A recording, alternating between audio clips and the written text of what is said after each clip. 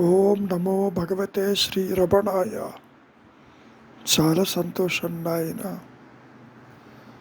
దృష్టి అనేటువంటి మాటలో పదంలో చూపు అనేటువంటి అర్థం సామాన్యంగా అందరికీ కలుగుతూ ఉంటుంది.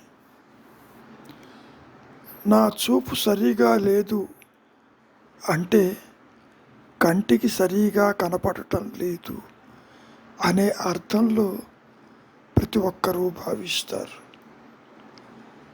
దృష్టి అనేసరికి చూచేవాడు ఒకడు ఉండాలి కదా.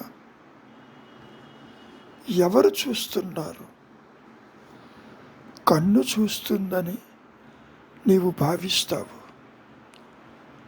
కన్ను దానంతటిది చూడగలదా? కంటిని తీసి ఒక పక్కకు పెడితే అది విషయాలని గ్రహించగలదా? గ్రహించలేదు కదా. మరి ఎవరు చూస్తున్నారు?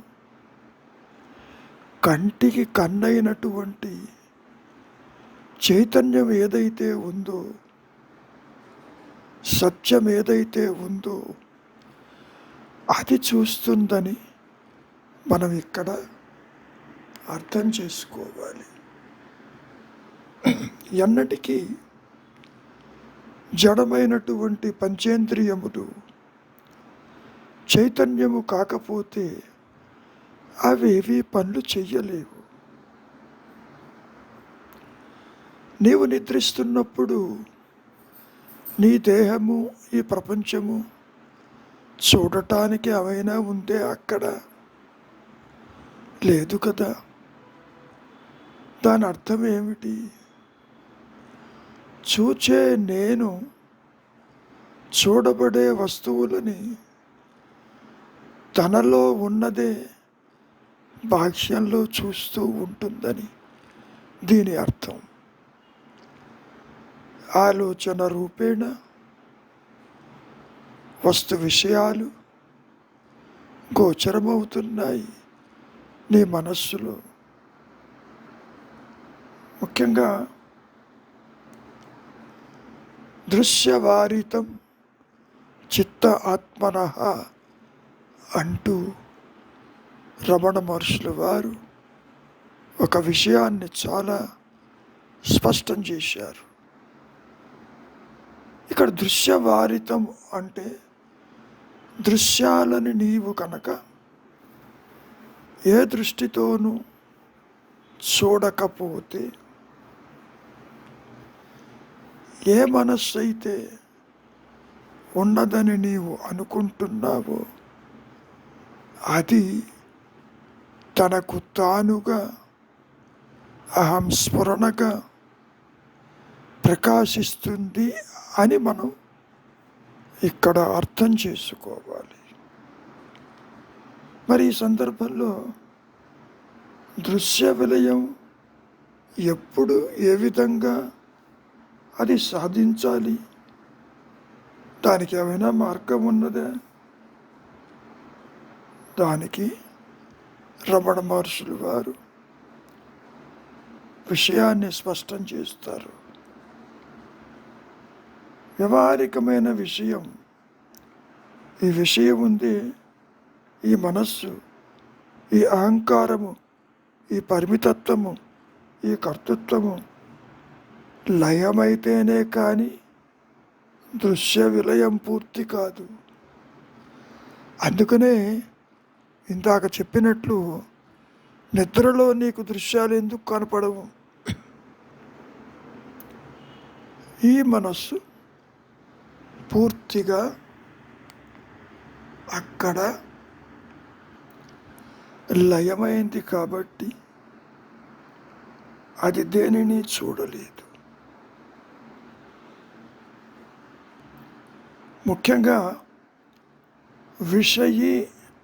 విషయములను ఈ రెంటిని కూడా మనస్సే సృజిస్తుంది సుమ. అన్యత్వానికి, ద్వైత భావానికి అదే మూలం. ముఖ్యంగా ఆత్మ పరిచ్ఛిన్నం అనేటువంటి అపోహకు కారణం కూడా అదే కూర్చుంది. అటువంటి దుర్గతి ఆ భ్రాంతి యొక్క ఫలమే సుమ. ఎంతకీ మనస్సు ఏమిటి?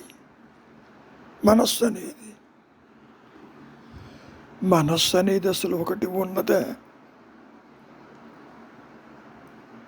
నిజానికి ప్రాణం అభివ్యక్తమయ్యే మార్గంలో మనస్సు కూడా ఒకటి. ఒక కల్పమొద్దును సూక్ష్మ యంత్రాన్ని మనస్సుని అనం మనం. ఎప్పుడైతే ప్రాణశక్తియే జీవిత వ్యాపారంగాను దానిని తెలుసుకును చైతన్యంగా అంటే మనస్సుగా అది వ్యక్తమవుతుంది సుమ. నువ్వు అడగవచ్చు, ఈ మనస్సుకి విషయానికి గల సంబంధం ఏదైనా ఉన్నదా? దానికి తనకు భిన్నమైన జగదాతలతోటి అసలు సంపర్కం ఏదైనా ఉందే? ఉంటే అది ఎటువంటిది అనే ప్రశ్న కూడా తల ఎత్తుతుంది. అంతవరకు దేనికి? కలలోనూ మెలకువలోనూ జగత్తుతో వస్తుంది కదా, అంటే గోచరమవుతుంది కదా. మెలకువ అంటే స్థూల దేహానికి స్థూల జగత్తు గోచరమవుతుంది. కళలో సూక్ష్మదేహమైన మనస్సుకి స్వప్నలోకాలు గోచరమవుతాయి. అంటే దాని అర్థం ఏంటి? తలపులకు విషయంగా ఉన్నదన్నమాటే కదా. తలపు గ్రహణ ఈ రెండూ కూడా మనోవ్యాపారాలే. కళలో మెలకువలో తలపోతల్లాంటి వ్యాపారము లేకపోతే జగత్తును ప్రత్యక్షంగా చూడలేము కదా, అనుమానించను లేవు. దీనికి నిద్రావస్థలో అట్టి చేతనం లేదు కాబట్టి వస్తు జగత్తు కూడా లేదు అక్కడ. నీవేమనుకుంటున్నావు? జగత్తు సత్యమని, అందులో నీవు ఉన్నావని, ఇక్కడే పుడుతున్నావని పోతున్నావని భావిస్తున్నావా? నిజానికి జగత్తు సత్యమన్నది అహం అంటున్నది. నిద్ర నుండి మేల్కొనడంతో కల్పితము కావచ్చు. నువ్వు నిద్రపోతున్నప్పుడు సుషుప్తావస్థలో ఆత్మ మళ్ళీ తన సహజ స్థితిలో మాత్రమే ఉంటుంది సుమ. ఈ జగత్తు ఉన్నదే అక్కడ కనపరచదు నీకు. జగత్తు కనపడుతూ దృశ్యాలు కనపడుతూ నీ దృష్టి అన్యంగా కనపడుతూ జగత్తులో ఉన్న విషయాలను గోచరిస్తూ అంతరిస్తూ ఉంటుందా లేదా చెప్పు? ఇది ఎలా ఉంటుందంటే సాలీడు దాని యొక్క వల ప్రసరణ ఉదాహరణతో చెప్పుకోవచ్చు. దాని నుంచి వచ్చినటువంటి యొక్క ఆ వల, ఆ దారము తిరిగి మళ్ళీ తనలోనే ఉంటుందిగా. దీని అర్థం ఏమిటి? ఇదంతా మనోకల్పితమని నీవు గ్రహించటం ఎంతైనా అవసరం.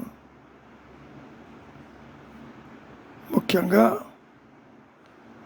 నీవు చెయ్యవలసింది, ఈ సర్వాన్ని ఎవరు చూస్తున్నారు? నేను చూస్తున్నానంటావు, మంచిది. ఆ నేను యొక్క స్వరూపము ఏదై ఉన్నదో అప్పుడు తెలుస్తుంది. ద్రష్ట ఎవరు? To know the knower is end of sadhana అన్నారు రమణ మహర్షులు వారు. ఎవరు చూస్తున్నారు ఈ సర్వాన్ని? నేను చూస్తున్నాను. ఆ చూచే నేను దేహమా, ఇంద్రియాల, మనస్సా, ఏది చూస్తున్నది అనేదే నేనెవరన్న విచారం. నీవు విచారం చేసినప్పుడు, ఇది లోపలికి పోయినప్పుడు తల్లకిందుగా పడిపోయి అనుగ్రహం చేత ఆత్మ అంటే నీ సహజత్వము కంటికి కన్నైనటువంటిది అది ప్రకాశించిన స్థితిలోనే అన్ని ప్రశ్నలకి నీకు సమాధానం దొరుకుతుంది. అంతవరకు అనుమానాలు వెంటాడుతూనే ఉంటాయి. జగత్తు ఒకటి ఉన్నదని, సంసారం ఉన్నదని, సంసారంలో నీవు ఉన్నావని. ఏ విధంగా అయితే జగత్తులో ఉన్నావనుకుంటున్నావు అది అలాగే ఉంటుంది. నీలో సంసారం ఉందా, సంసారంలో నీవున్నావు అంటే సంసారం కూడా నీ భావనే, నీ ఆలోచనే కదా. ఆదిశంకరులు ఈ విషయాన్ని స్పష్టం చేశారు. దేహమాలోచన, జగత్తాలోచన, దైవమాలోచన, పుట్టుకాలోచన, మరణమాలోచన. మరి ఈ ఆలోచనలన్నీ ఎవరివి? ఇదిగో ఈ అహంకారానివి, ఈ మాయా నేనుది, ఈ చిచ్చడ గ్రంథిది. అంతేగాని ఆత్మకి దీనికి ఎట్టి సంబంధము లేదు. ఆత్మ ఆధారమే కానీ పూర్తిగా భిన్నము సుమా అన్న విషయం నీకే తెలుస్తుంది నీవుగా నిలిచిన స్థితిలో. ఒక సందర్భంలో మహర్షుల వారిని అత్యుత్తమమైనటువంటి జీవన విధానం ఏ విధంగా ఉంటుంది అన్నప్పుడు మహర్షుల వారు బదులు పలుకుతూ, జ్ఞానికైనా అజ్ఞానికో దాన్ని బట్టి ఉంటుంది. జ్ఞాని దేనిని ఆత్మకు అన్యంగా చూడడు సుమా. అన్నీ ఆత్మలోనివే.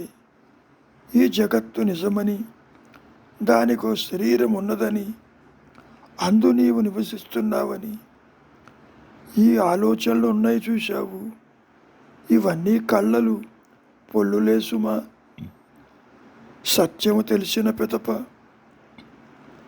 సృష్టికి దానికి అవ్వలిదే. మరి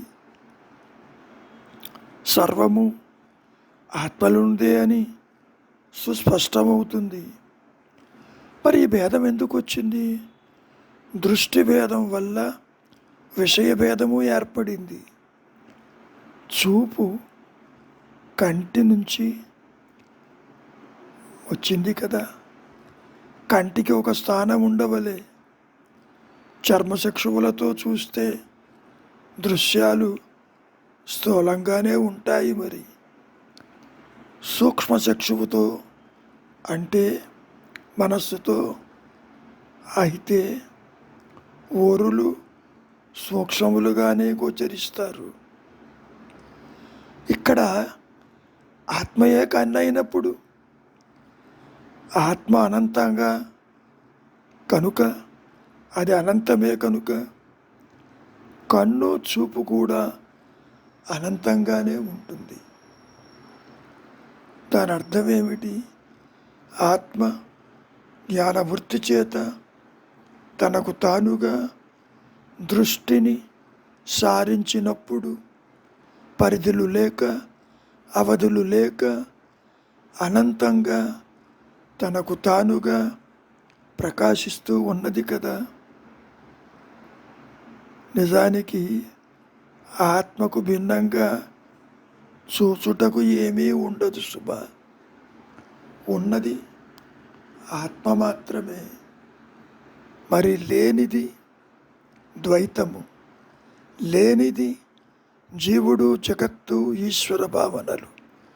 లేనిది జనన మరణాలు, లేనిది అజ్ఞానము, లేనిది జీవభావన, పరిమితత్వము. ఆత్మ ఎన్నడూ ముక్కలై పరిమితమై జీవుడుగాను జగత్తుగాను ఈశ్వరుడుగాను ఏర్పడలేదని నీకే తెలుస్తుంది. ఇంకా సూక్ష్మంగా పరిశీలిస్తే ఈ అద్వైతంలో కూడా 2 శాఖలున్నాయి సుమ. దృష్టి సృష్టి అంటే సద్యో సృష్టి, 2 సృష్టి దృష్టి అంటే క్రమ సృష్టి. తాంత్రికాద్వైతం మరొకటి, అది మూఢాధారాలు అంగీకరిస్తుంది. జగజ్జీవ ఈశ్వరుడు, ప్రపంచము, ఆత్మ, దైవము ఈ 3 సత్యాలే. కానీ మూటిని కలిపిన అది పూర్ణ సత్యం కాదు సుమ. సత్యం వాటి నుంచి వాటికి మించి కూడా విస్తరించే ఉంటుంది. తాంత్రికాద్వైతం అంటే మరేది అదే కదా. సత్యానికి అవధులు లేవు, పరిధులు లేవు. ఆధార సత్యాలు 3 కూడా పరమ సత్యానికి అంటే పరమాత్మకు వేరుగా క్షణమైనా నిలవగలవా? లేవు కదా. సత్యం ఉన్నానన్న ఎరుక సర్వవ్యాపి, అది అందరూ ఒప్పుకునేదే. మరి ఈశ్వరుడు జీవునిలో పర్వి ఉన్నాడు కాబట్టి జీవుడు నిత్యుడు, అతని జ్ఞానం అపరిమితం. కానీ అది పరిమితమని వాని ఆలోచన. నిజంగా వాని జ్ఞానము దృష్టి అనంతమే సుమ. నిజానికి దాని తలపు నిశ్శబ్దము అంటే మౌనము. ఎరుకతో కూడిన ఆలోచన లేని మానసిక స్థితే మౌనము సుమ. ఈ సత్యాన్ని ఎవరు ప్రకటించారు? మేధా దక్షిణామూర్తి. ఈ మూటికి ఆధారం చూస్తూనే ఉన్న తనకి అవి 3 సత్యాలే. కనుక నీవు గ్రహించవలసింది నేనుగా ఉన్న ఆత్మస్థితే నీ సహజత్వమని. నీవు ఎప్పుడైతే నిలిచి ఉంటావో అప్పుడు నీ దేహం ఎక్కడ, చూచే దృష్టి ఎక్కడ, జగత్తెక్కడ. అందుకే ఆదిశంకరులు జగత్ మిథ్యా బ్రహ్మమే సత్యమంటూ ఒక్క ముక్కలో సూచించారా? లేదా? మరి నీవు చెయ్యవలసింది ఒకటే. ఈ సృష్టిని ఎవరు చూస్తున్నారు? తాను కల్పించుకొని చూస్తుందే? జగత్తు తనకు తానుగా ఉన్నదే? ఈ ప్రశ్న కూడా మహర్షులు వారిని అడగటం జరిగింది.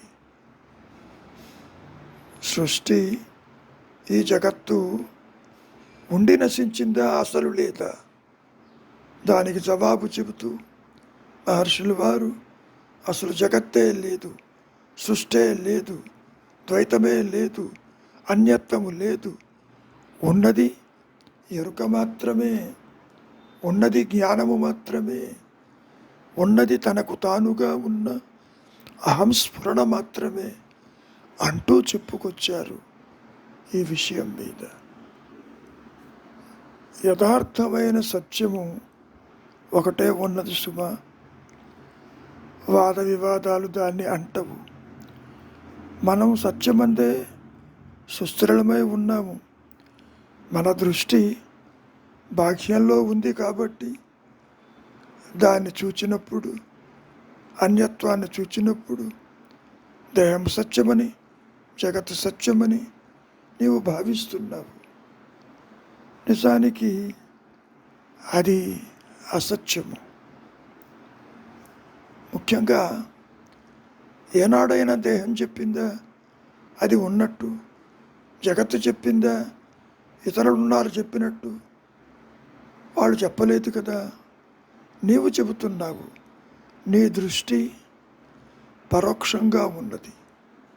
ఇంద్రియముల ద్వారా, మనస్సు ద్వారా నీవు చూసేదంతా పరోక్ష దృష్టి, పరోక్ష జ్ఞానమే కదా.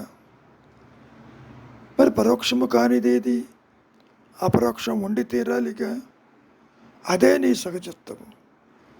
దాన్నే మనం అంతర్దృష్టి అని, స్వరూప జ్ఞానమని కూడా ఇక్కడ చెప్పుకోవచ్చు. అంతర్దృష్టి అంటే నేనుగా జ్ఞానవృత్తి చేత ఏ సత్యమైతే అహంస్ఫురణగా ప్రకాశిస్తూ ఉన్నదో అది తనకు తానుగా చూస్తుంది, తెలుసుకుంటుంది, శాశ్వతంగా ప్రకాశిస్తూ ఉంటుంది. అది మాత్రమే సత్యమై, నిత్యమై, ఏకమై, అనంతమై ఉంటుంది. కంటికి కన్నైనటువంటి దివ్య చక్షు అంటే స్వయం ప్రకాశమైన ఆత్మస్థితి అని అర్థం చేసుకోవాలి. దివ్య పదం అది సూచించేది.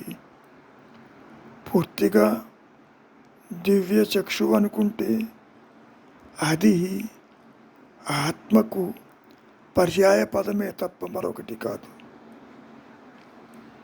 ఇంతకీ దివ్య చక్షువును ప్రసాదించే వారెవరు? చూచేవారెవరు? పుస్తకాలు చదువుతారు, శ్రవణ మరణ నిధిధ్యాసలు అవసరమని. ఆత్మకు స్థితికి ముందు, స్వరూప జ్ఞానానికి ముందు సవికల్ప సమాధి అని, నిర్వికల్ప సమాధి అని గడపాలని అనుకుంటారు చాలామంది.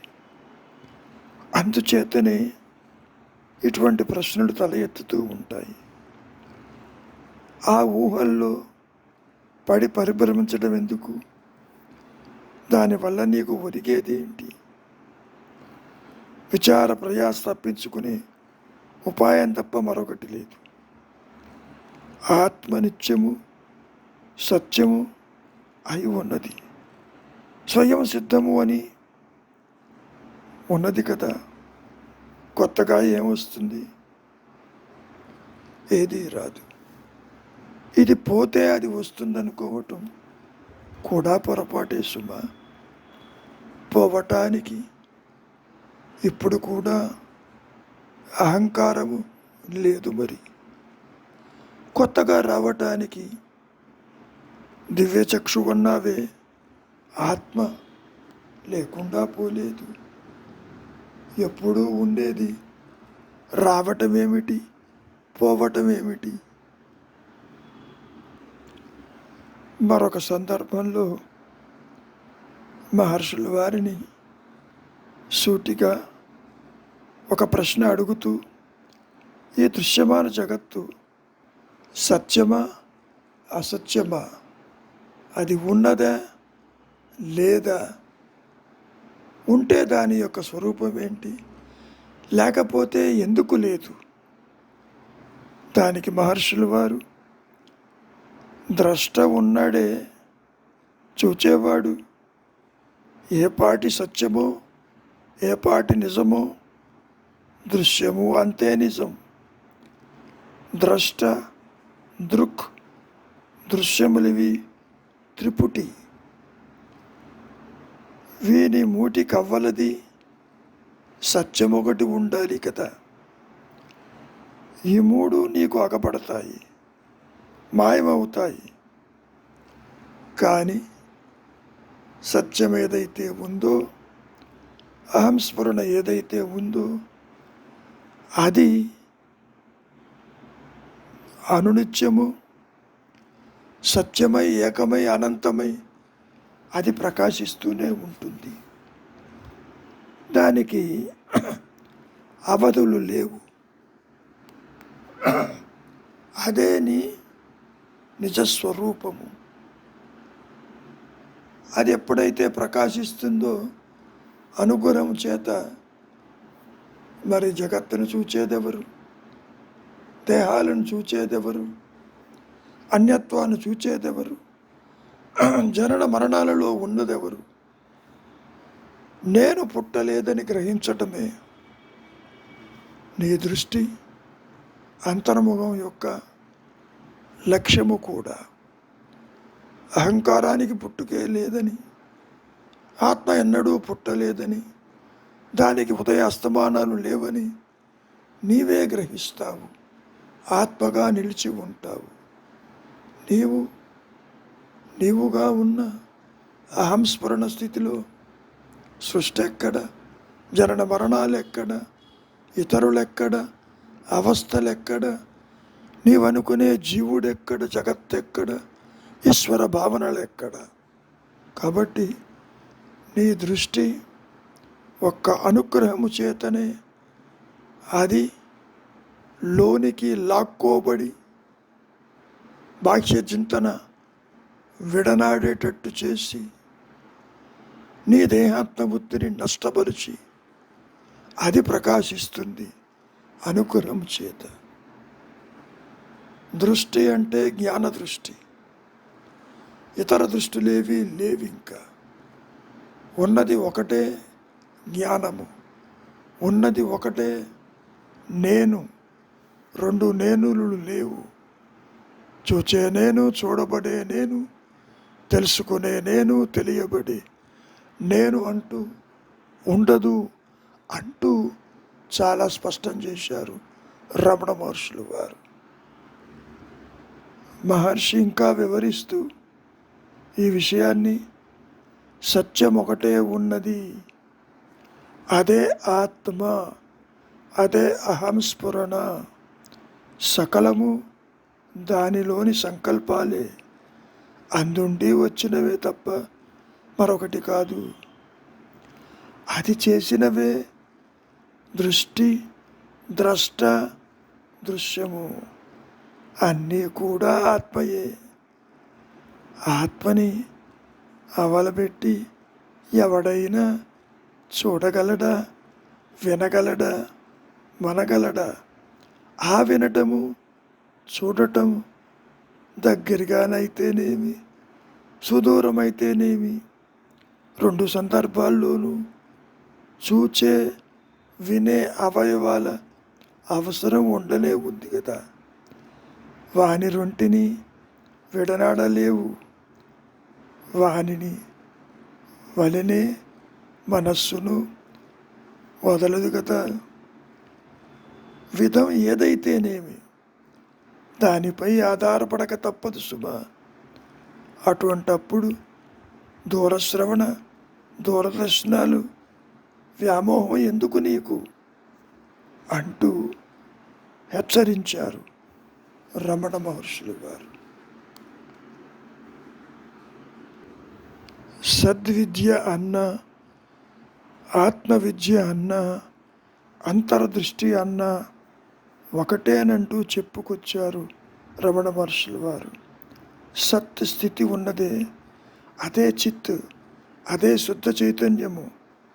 చిత్తు కూడా సత్తే కదా. ఉన్నదదే, ఉన్నది ఒకటే. కాకపోతే తన ఉనికి, ప్రపంచ ఉనికి తెలియటం సాధ్యమే కాదు కదా. అక్కడ జ్ఞానానికి కూడా వర్తిస్తుంది. ఇంతకు ఆ రెండు అభిన్నాలు సుమ. ఒకటే మరి. మాట వరుసకి చిత్తు కానీ సత్ అనుకుంటాం. అప్పుడు సత్తు జడమై కూర్చుంటుంది. దాన్ని తెలుసుకోవటానికి వేరే చిత్తు కావాలి కదా. కనుక ఆ రెండో చిత్ సత్తుకు భిన్నమై ఉంటుంది కాబట్టి అది ఉండలేదు. కాబట్టి సత్ చిత్ అనేటువంటి ఈ రెండు పదాలు విడివడనటువంటి ఏకైక సత్యము. సత్ చిత్తులు రెండు ఒకటే, సదృశ్యములే అంటూ చెప్పుకొచ్చారు రమణ మహర్షులు వారు. కనుక నాయన, నీ దృష్టి ఎప్పుడైతే చింతావిహీనమవుతుందో ఆత్మదృష్టి ప్రకాశిస్తుంది. లోక వ్యవహారంలో నీవు కూరుకుపోయినప్పుడు ఆత్మచింతనకి దూరం అవుతావు. దృష్టి ఒకటే ఉంటుంది. తనకు తానుగా ఉన్నప్పుడు నీ సహజత్వంలో ఉంటావు. అన్య చింతన ఏర్పడినప్పుడు నీ దృష్టి మాయలో కనపడుతుంది. చూచే నేను ఒకటే ఉంటుంది, రెండు నేనులు ఉండవు. దేహాత్మబుద్ధి కలిగిన నేను ఆత్మగా నేను ఉండదని మనం ఎన్నోసార్లు చెప్పుకున్నాం. కనుక నీవుగానే ఉన్నావు. నీ ఆలోచనలే నీకు అడ్డుగా ఉన్నాయి. కనుక నీ దృష్టి లోనికి మరలించు. చింతావిహీనంగా, అంతర్దృష్టి అన్నా చింతావిహీనమన్నా నీవుగా నిలిచి ఉండటం అన్నా అంతా ఒకటే సుమ, వేరు కాదు. విచారించండి. మీ దృష్టి దేనిని చూడకపోతే తనకు తానుగా తన ఉనికి తెలుసుకుంటూ ఉన్న స్థితే నీ సహజత్వమని నీవే ఆత్మగా గుర్తిస్తావు. దానికి వేరు ఎరుక లేదు ఆత్మని గుర్తించటానికి. కనుక నీవు చెయ్యవలసింది మౌనము, చింతావిహీనము, అంతర్ముఖము, దృశ్యవారితము. ఊరక ఉండుటే శ్రేయస్కరము, మంచిది. మౌనమే శరణ్యం.